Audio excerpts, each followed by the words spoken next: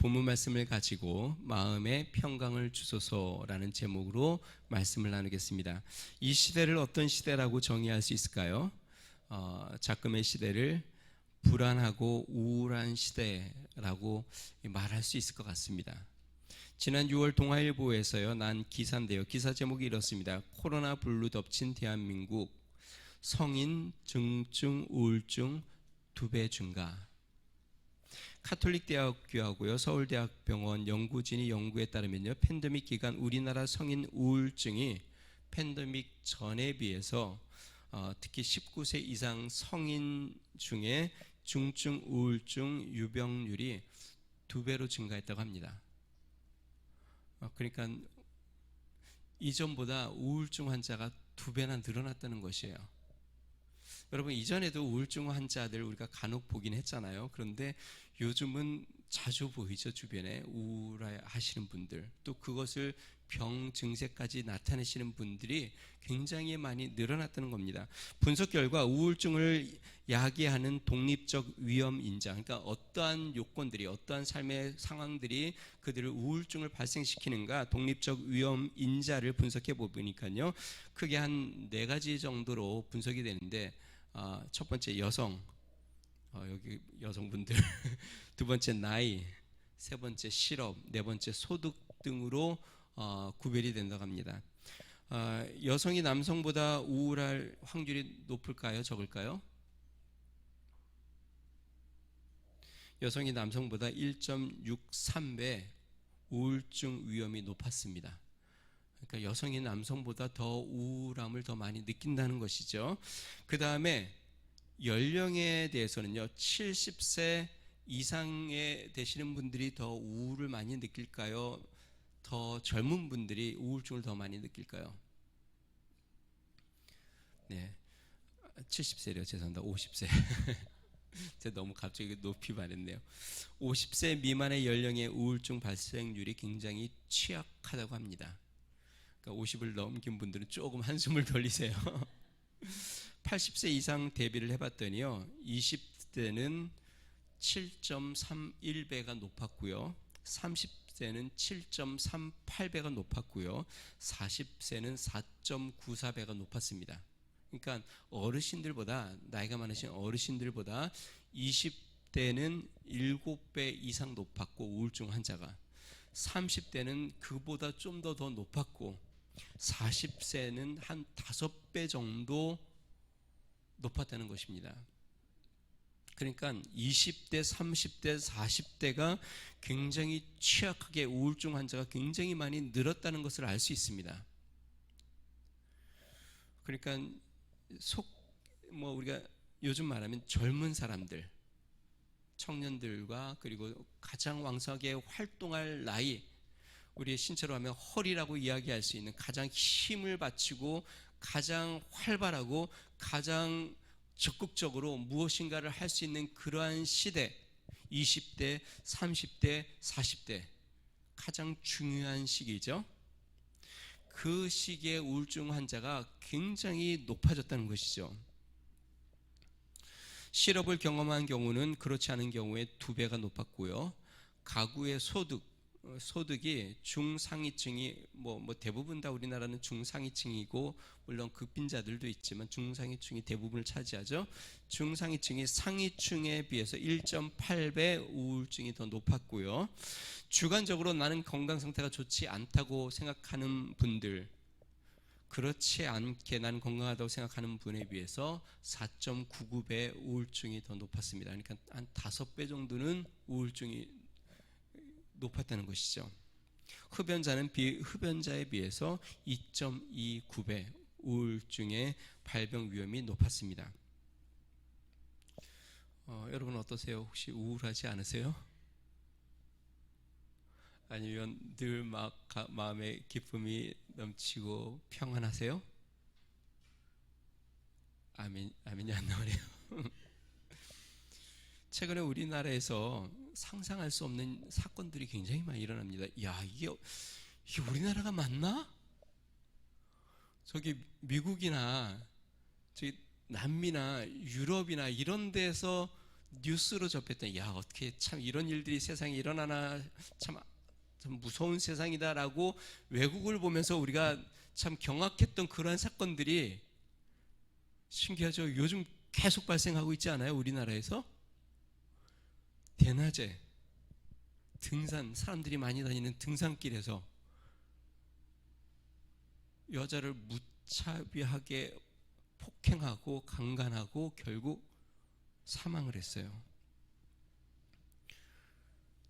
지하철에서 불특정 다수에게 흉기를 막 휘둘러요. 이 젊은 아이들이 PC방에 흉기를 들고 들어가고 편의점에서 물건을 계산하지 않고 흉기를 그냥 꺼내고 이게 하루가 멀다 하게 계속 뉴스에 나옵니다. 도대체 이게 우리나라에서 이런 일들이 있었을까 싶을 정도로 지난 목요일에는요 한국경제신문에 정말 안타까운 기사가 나왔습니다. 우울증을 앓던 10대 딸 아이를 아버지가 목을 졸라 숨지게 했습니다. 이 아버지는 법원 공무원이에요. 이 딸아이가 우울증이 너무 심해서 이 아이가 너무 괴로워하는 것을 이 아버지가 옆에서 너무 지켜보고 막 자살도 기도하고 그런 것을 너무 보면서 아버지가 너무 힘들었던 거예요. 물론 그 딸 힘든 것 때문에 힘들었겠죠.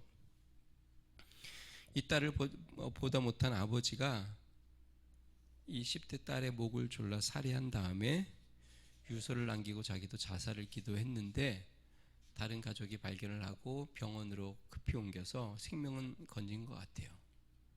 여러분 왜 이런 일들이 계속 일어날까요? 코로나 기간 동안에 집에서 그냥 게임만 하던 젊은이들, 세상과 단절하고 게임의 세계에 빠져 살고 아니면 우울하게 하루하루를 살고 그렇게 갇혀있던 사람들이 이제 코로나 지나고 뭔가 이 답답함과 우울함을 아마 이러한 모습으로 표현하는 거 아닌가. 전혀 상관이 없다고 말할 수 없다고 저는 생각이 들어요. 이 시대가 어떤 시대입니까? 불안하고 우울한 시대. 그 어디도 기쁨과 즐거움을 찾아보기 참 쉽지 않은 세상의 쾌락을 찾아볼 수 있죠. 쾌락이 뭐예요? 술 마시고 게임하고 뭔가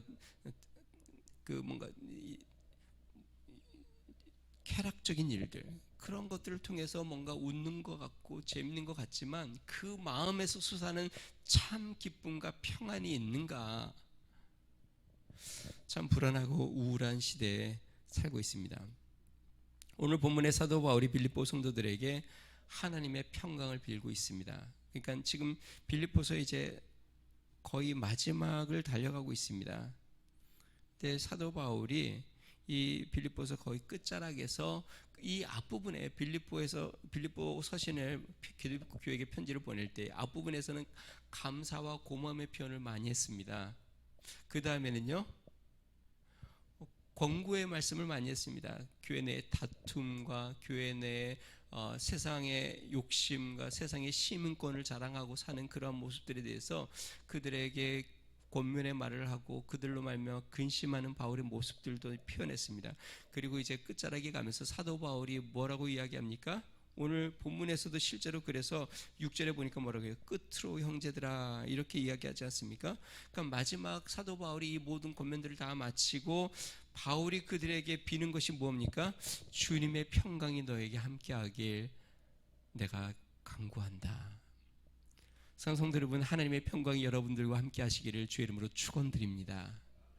주님의 평강이 여러분들의 심령 가운데 있어서 이 험난한 세상과 불안한 세상과 위험한 세상 가운데 하나님의 평강이 여러분들의 심령을 주장하고 다스리는 은혜가 있으시기를 주의 이름으로 축원드립니다. 예수님이 돌아가신 후에 제자들이 예수님이 돌아가셨으니까 절망과 두려움에 빠져 있었습니다. 예수님의 말씀처럼 그들이 예루살렘의 한 집에 모여 있었는데 문을 꼭 잠그고 있었어요. 왜냐하면 두려우니까. 근데 그들 중에 예수님이 오십니다. 예수님이 그들에게 나타나셔서 무슨 말씀을 하실까요? 예수님이 두 마디를 연거퍼서 합니다. 그것이 무엇이냐면 너희에게 평강이 있을지어다. 요한복음 20장 19절에서 21절 이렇게 이야기합니다. 이날 곧 안식 후 첫날 저녁 때에 제자들이 유대인들을 두려워하여 모인 곳의 문을 닫았더니 예수께서 오사 가운데 서서 이르시되 너희에게 평강이 있을지어다. 이 말씀을 하시고 손과 옆구리를 보이시니 제자들이 주를 보고 기뻐하더라. 예수께서 또 이르시되 너희에게 평강이 있을지어다. 우리 주님이 여러분들에게 말씀하십니다. 저를 보세요. 주님이 저의 입술을 통해서 여러분들에게 말씀하세요. 여러분들에게 평강이 있으시기를 축원합니다. 여러분들의 마음에 그리스도의 평강이 넘치기를 주님은 축원드립니다. 사랑하는 성도 여러분, 이 험한 세상에서 그러면 우리는 어떻게 하나님의 평강을 누리며 살 수 있을까요? 오늘 본문 말씀을 통해서 두 가지를 살펴봅니다. 첫 번째는요, 감사함으로 기도해야 합니다. 우리 6절 말씀 같이 한번 읽어보겠습니다. 같이 읽습니다. 시작. 아무것도 염려하지 말고 다만 모든 일에 기도와 간구로 너희 구할 것을 감사함으로 하나님께 아뢰라. 지금 사도 바울이 빌립보 성도들에게 아무것도 염려하지 말고 다만 모든 일에 기도와 간구로 하나님 앞에 감사함으로 아뢰라 라고 이야기하고 있습니다. 좀 아이러니합니다. 제가 이야기한 것처럼 앞부분에 사도 바울은 빌립보 성도들에 대한 권면을 주면서 바울 마음속에 근심이 있다라고 이야기했습니다. 근심에 근심도 있다라고 이야기했습니다. 왜 근심이 있었냐면 빌립보 교회가 지도자들이 다투는 것이 근심이었고 또 그들이 파송했던 그 에바브로디도가 병들었다는 것으로 말미암아 빌립보 성도들이 근심하고 있는 그것으로 말미암아 바울도 근심이 있었고 또 그들이 세상의 사람들처럼 세상의 일만 생각하고 주의 일은 생각하지 않고 세상의 시민권을 자랑하고 세상의 쾌락과 또 자신의 배를 신처럼 여기며 살아가는 그 모습을 보면서 바울이 근심을 했는데, 그런데 지금 오늘 사도 바울이 뭐라고 이야기합니까? 아무것도 염려하지 말고 모든 일에 기도와 간구로 하나님 앞에 감사함으로 아뢰라. 여러분, 저를 보세요. 바울이 로마에 감금되어 있으면서 이러한 근심이 왔을 때 바울은 무엇을 했을까요? 그땐 바울은 하나님 앞에 이것을 아뢰었을 거예요. 하나님, 이 빌립보 교회 내에 지도자들이 지금 다툼이 있습니다. 하나님,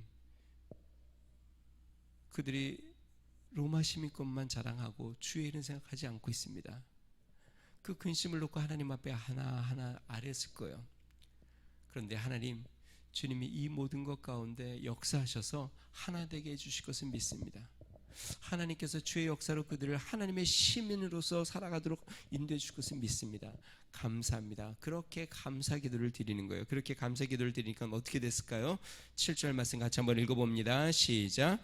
그리하면 모든 지각에 뛰어난 하나님의 평강이 그리스도 예수 안에서 너희 마음과 생각을 지키시라. 이렇게 사도 바울이 근심을 갖고 기도를 했더니 그리스도의 평강이, 하나님의 평강이 자신의 마음과 생각을 지켜주셔서 평안이 임하는 것을 경험을 했습니다. 그래서 사도 바울이 지금 권면하는 겁니다. 너희들도 아무것도 염려하지 말고 너희들의 다툼이나 또 세상의 일들이나 또 세상의 경제나 무엇이든 사람들과의 갈등이나 무엇이든 그 어떤 것도 염려하지 말고 오직 하나님 앞에 간구하고 기도하되 감사함으로 하나님께 아뢰라. 그리하면 하나님의 평강이 너희 마음과 생각을 지켜주신다라고 이야기합니다. 사랑하는 성도 여러분, 염려는 무엇이고 그 다음에 평안은 무엇일까요? 왜 우리 마음에 염려와 근심이 가득 차면 어렵고 힘들까요? 마음의 염려는 한마디로 이야기하면 여러 가지 생각이 우리 마음에서 다투는 것입니다.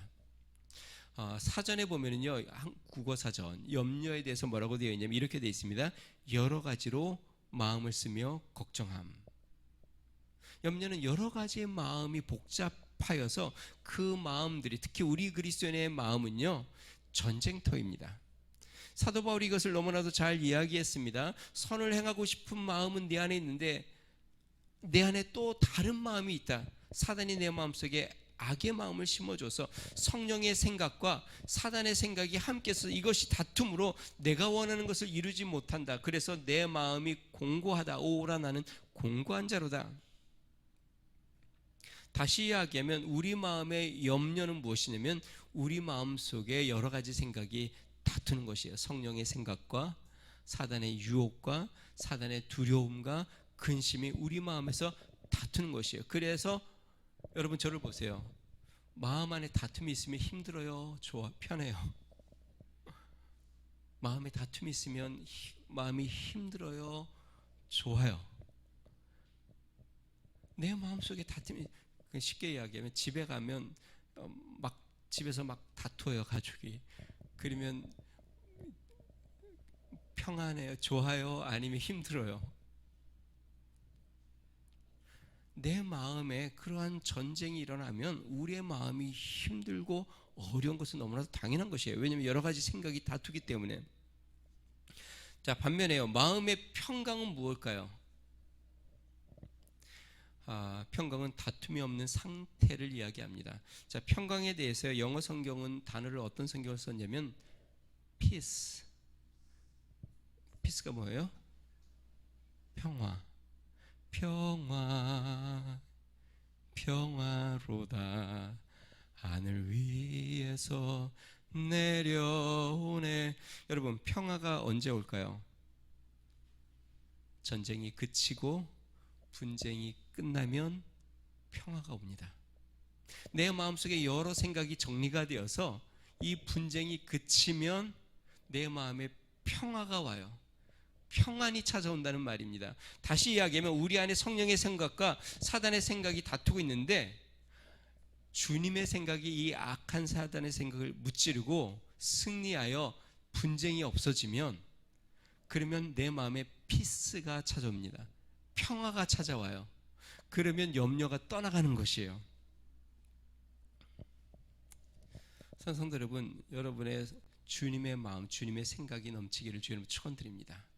자, 그러면 우리의 마음의 생각에 이 다툼을 이기는 방법, 성령이 이기도록 하고 주님의 마음이 이겨 이 여러 가지 사단의 생각들, 악한 생각, 세상의 두려움과 염려가 물러가고 주님의 평안이 깃들게 하는 방법이 무엇인가? 오늘 본문 말씀에 감사함으로 하나님께 아뢰는 것이에요. 자녀들이 다툰다고 한번 생각해 봅시다. 저를 보세요. 고만고만한 자녀 둘이 막 다퉈요. 아니면 학급에서요, 고만고만한 아이들이 막 싸워요. 이 분쟁이 멈추려면 어떻게 될까요? 선생님께 이것을 이야기해야죠. 선생님, 이런 문제가 생겼습니다. 반장이 선생님께 이야기하면 선생님이 그것을 해결해 주죠. 그럼 분쟁이 끝나면 그 학급에 평안이 찾아와요. 우리 마음속에 다툼이 일어나는데 우리 힘으로 이길 수 있을까요? 우리 힘으로 이기지 못합니다. 내 힘으로 이 불안함과 염려를 이겨낼 수 없어요. 그럼 어떻게 돼요? 하나님, 지금 이런 문제가 있습니다 하고 하나님 앞에 아뢰는 것이에요. 여러분 저를 보세요. 여러분들의 마음에 염려가 오면요, 큰 거 하려고 하지 마세요. 그냥 하나님께 말씀드리세요. 하나님, 이렇습니다. 지금 하나님, 이런 것 때문에 두렵습니다. 하나님, 이런 것 때문에 염려가 찾아왔습니다. 하나님, 이런 것이 무섭습니다. 그런데 하나님이 능히 이기게 하실 것을 믿습니다. 감사합니다. 자, 이렇게 아뢰는 게 왜 중요한지 알아요? 이렇게 아뢰면요, 우리 마음에 우리가 하나님이 능력으로 역사하시도록 우리가 하나님의 편에 서는 겁니다. 우리의 마음이. 우리 마음이 하나님 편에 서면 사단은 우리 마음에 쓸 자리가 없어져요. 그러면 사단은 떠나가게 되었어요. 우리 마음이 사단 편에 서게 되면 하나님의 능력이 나타나지 않습니다. 그러면 어떻게 해요? 사단이 우리 마음에서 능력을 발휘해요. 어떻게 해요? 두려움과 염려로 우리 마음에 능력을 발휘합니다. 반면에 우리가 하나님 앞에 손을 들어서 하나님 편에 서게 되면 하나님 앞에 아뢰고 하나님 이렇습니다 하고 하나님 앞에 우리의 마음의 심령에 하나님 편에 서게 되면 사단은 우리 마음속에 힘을 발휘하지 못합니다. 그럼 사단이 지고 쫓겨나게 되는 것이에요. 그러면 어떻게 해요? 평안이 찾아오는 것이에요. 염려가 떠나가고. 그런데요, 대부분 많은 성도들이 하나님 편에 우리의 마음을 쓰지 못하고 사단의 편에 씁니다.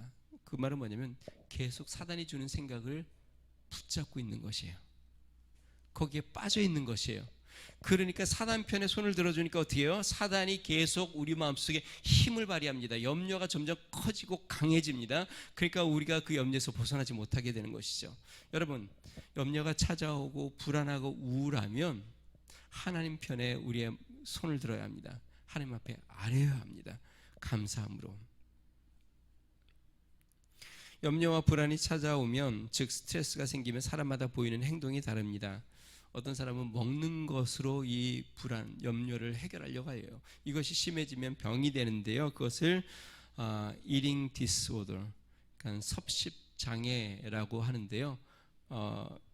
그냥 식욕 부진으로 나타나서 거식증이 되든지 아니면 폭식을 해서 폭식증에 걸리든지 둘 중에 하나. 그러니까 아예 식음을 전폐하든지 아니면 닥치는 대로 먹든지. 여러분, 우울함, 불안을 그렇게 해결하면 안 됩니다. 술, 담배, 막 하염없이 줄 담배를 피고 잊어보려고 하염없이 술을 마시고 그냥 게임에 중독이 되든지 아니면 항상 뭔가 드라마나 TV에 빠져 있든지 이런 분들도 있습니다. 잠수 타는 분들. 그냥 한동안 드러나지 않고 보이지 않고 누구와도 연락을 차단하고 그냥 깊이 숨어버리는 사람들. 사랑하는 여러분, 염려와 불안이 찾아오면 하나님 앞에 아뢰시기를 주님 축원드립니다. 어떤 일을 아뢰야 될까요? 모든 일에 마음속에 잠시라도 염려라는 생각을 사단이 딱 심어주면 즉시 하나님, 이 문제를 아버지 손에 아뢰입니다. 하나님 책임져 주세요. 여러분 마음속에 조금이라도 염려가 찾아오면 하나님 앞에 즉시 아뢰시기를 주님 축원드립니다. 자, 두 번째, 우리의 마음에 평강이 넘치려면 선한 생각과 행위를 가져야 합니다. 바울은 빌립보 성도들에게 평강을 구하고 있습니다. 그리고 하나님의 평강이 그들을 지켜주는 방법, 그건 하나님 앞에 감사함으로 아뢰라고 이야기했습니다. 그리고 이어서 이제는 하나님의 평강이 어떻게 그들과 영원히 함께 하시는지에 대해서 이야기합니다. 여러분, 이건 굉장히 중요합니다.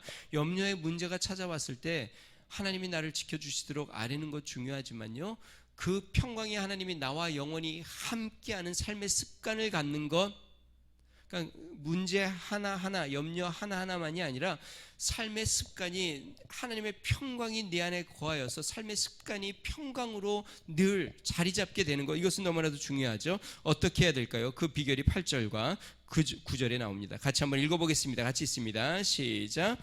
끝으로 형제들아, 무엇에든지 참되며 무엇에든지 경건하며 무엇에든지 옳으며 무엇에든지 정결하며 무엇에든지 사랑받을 만하며 무엇에든지 칭찬받을 만하며 무슨 덕이 있든지 무슨 기름이 있든지 이것들을 생각하라.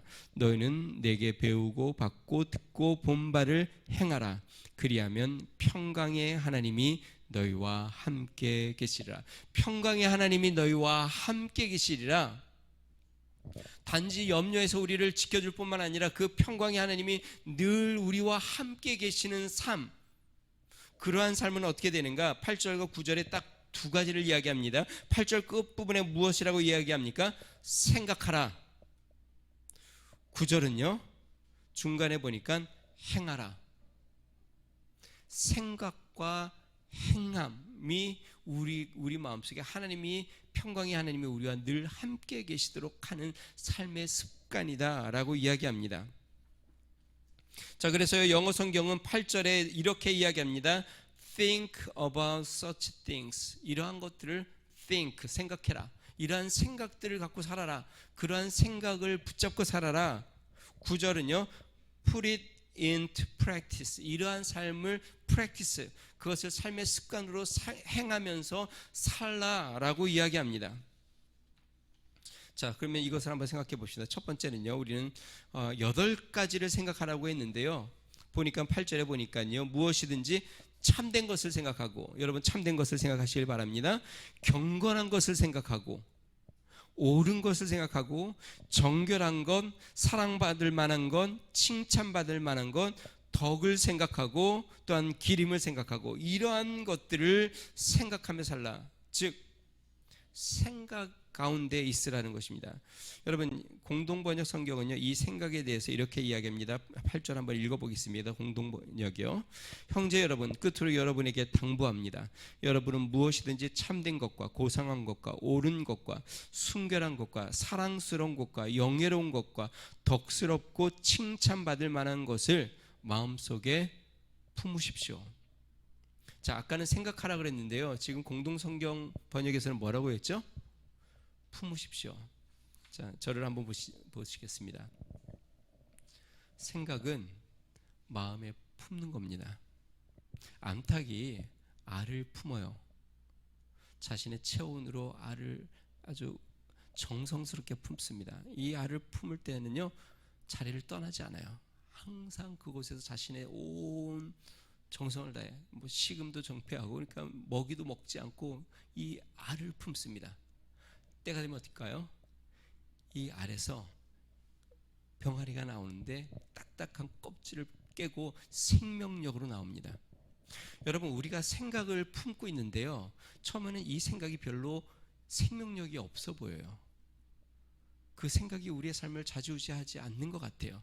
그런데 그 생각을 정성스럽게 계속 마음을 다하여 품으면요, 이 생각이 딱딱한 껍질을 깨고 생명력으로 우리의 삶에 능력을 발휘할 때가 옵니다.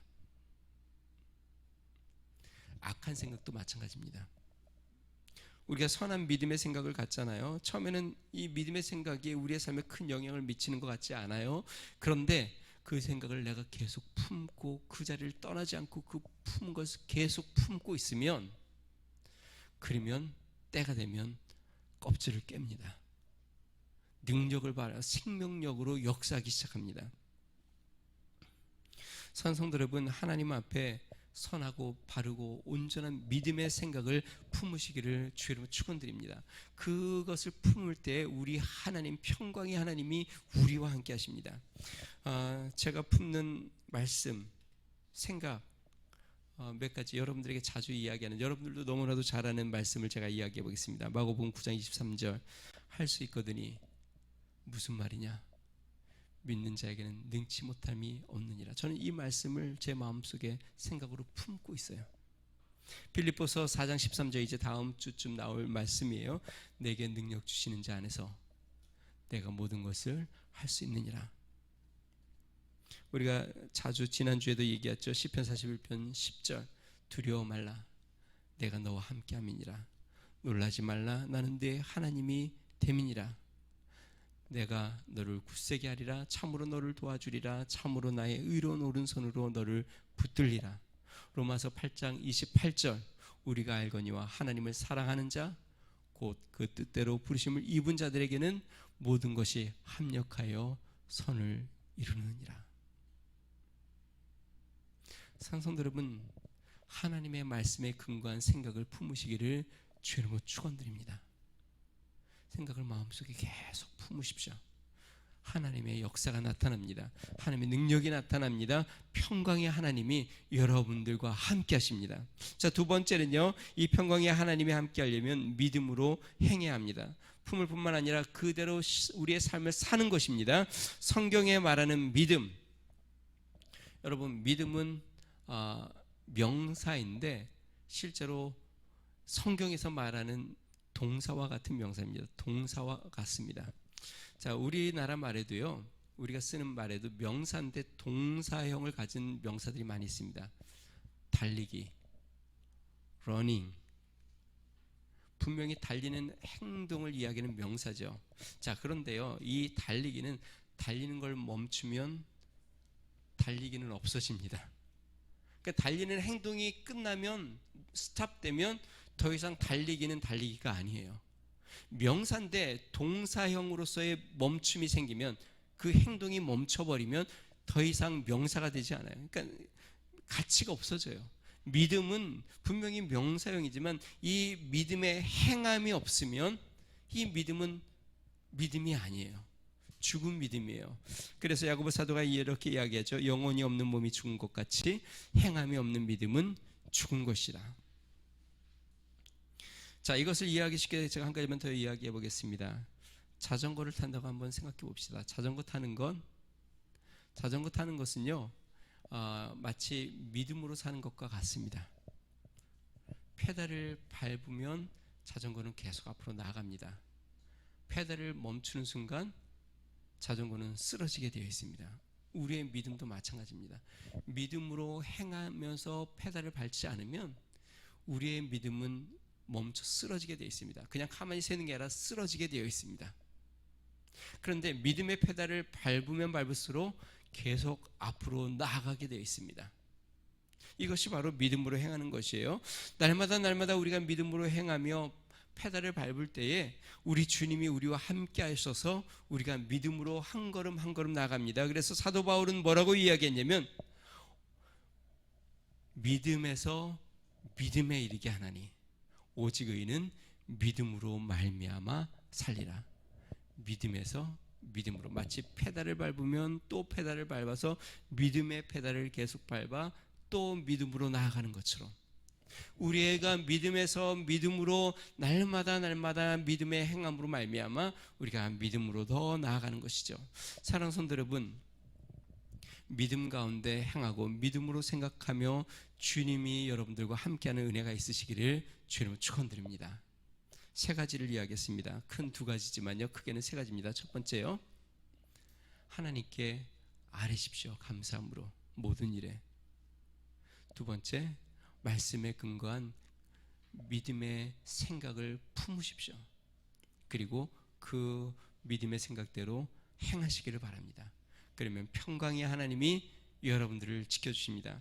오늘 성경 말씀에요, 하나님이 7절에요, 하나님의 평강이 그리스도 예수 안에서 너희 마음과 생각을 지키시라. 여기서 지키신다는 단어는요, 군사용어입니다. 어떤 군사용어냐면 성을 지킬 때, 파수꾼이 성을 지키는, 우리가 감사함으로 하나님께 아뢰면은요, 하나님이 우리의 마음의 파수꾼이 되어 지켜주십니다. 어떻게 해요? 사단이 우리 마음속에 두려움과 염려로 우리를 넘어뜨리지 못하도록 하나님이 우리의 마음을 딱 파수꾼으로 지켜주십니다. 여러분, 하나님이 여러분의 마음을 평강으로 지키시도록 하나님 앞에 아뢰시기를 주님으로 축원드립니다. 어느 은퇴한 부유한 사업가가 이제 광고를 하나 냈습니다. 광고를 냈는데 이 사업가가 마음에 큰 평화를 얻고 싶어서 기사에다가 이렇게 광고를 냈습니다. 평화라는 제목의 그림을, 감동이 되는 그림을 그려주는 자에게 내가 일정한 금액, 근데 큰 금액이에요. 이 금액으로 그 그림을 사겠습니다. 그랬더니 이 소식을 들은 많은 화가들이 거기에 이제 출품을 해서 자기 그 작품을 이 사업가에게 이제 팔려고 각각 자기가 그림들을 막 그려가지고 그 이제 전시의 날까지 그 그림을 그렸습니다. 이제 전시를 다 했는데 이 부유한 은퇴 사업가가 첫 번째 그림을 봤는데 아주 한가한 시골의 대낮의 풍경을 그린 그림이었습니다. 집 한 모퉁이에 개 한 마리가 아주 평온하게 낮잠을 자고 있었고, 또 문 한쪽에 매어 있는 소는 그냥 여물을 그냥 평화롭게 씹고 있는 아주 한가로운 시골의 풍경이 아름답고 평화롭게 그려져 있었습니다. 이 노인은 잠시 그 그림을 살피고 서 있더니 그냥 지나쳤습니다. 다음 그림을 봤더니요, 적막한 외딴 산 속의 풍경이었습니다. 연못이 있는데 물이 졸졸 흐르고, 또 이 연못 물이 얼마나 맑은지 거울처럼 아주 맑게 비치는데 청명한 하늘이, 바람 한 점 없는 하늘이 거기서 비치고 있었고요, 그 위에 구름이 마치 이 연못에 빠져 있는 것처럼 한가로운 모습이 그림에 잠겨져 있었습니다. 이 사업가는 그 그림을 보고 또 한참 서 있다가 지나갔습니다. 이렇게 계속 그림을 보고 하나하나 지나가던 이 은퇴한 사업가가 어느 한 그림 앞에 섰는데 마치 평화와는 굉장히 거리가 멀어 보이는, 언뜻 보면 굉장히 멀어 보이는 그림 하나가 눈에 유독 들어왔습니다. 그래서 그 그림 앞에 오래 서 있게 되어 있는데요. 그 그림은 이렇습니다. 아주 요란한 폭포가 거세게 높은 벼랑에서 떨어지고 있습니다. 그리고 그 주위에 물 한 개가 가득 찼고 바위 끝에 겨우 뿌리를 내린 나무 하나가 걸쳐져 있는데 아주 위험천만한 모습으로 당장이라도 마치 뽑힐 것처럼 나무 하나가 거기에 서 있습니다. 그리고 그 나무 가지에 가슴이 붉은 새 한 마리가 둥지를 쳤는데 거기에 새끼들이 있습니다. 이 새끼들을 품은 이 어미와 그 다음에 새끼 품 안에 있는 이 아기 새들이 너무나도 평안하게 지저귀는 듯한 그 우는 듯한 모습이 사진에 담겼는데, 이것이 얼마나 대조적인지 그 험한 폭포와 아주 아슬하게 세워져 있는 이 나무와 그 다음에 그 울려 퍼지는 그 소리처럼 막 물 한 개가 퍼지는 모습, 그런데 그 둥지에서 아주 평화로워 보이는 그 어미새와 아기새들, 이 그림을 한참 보고 있던 이 사업가가 마치 자신의 지난 삶의 모습을 보는 것처럼 그 마음에 감동이 되어 눈물을 흘리다가 그 그림을 비싼 가격에 구매했다고 합니다. 산성도 여러분, 평화는 언제 올까요? 환경이 그냥 안전하면 그런 평화가 오는 걸까요? 그렇지 않습니다. 세상이 요란하고 험난할지라도 우리가 하나님의 품 안에 있을 때, 우리가 하나님을 바라보고 하나님을 의지하고 하나님을 생각하고 하나님께 아뢰며 또 하나님의 믿음대로 살아갈 때 하나님의 평안이 우리의 심령을 지켜주는 것을 믿으시기를 주님으로 축원드립니다. 우리 이 시간에 같이 한번 기도하겠습니다.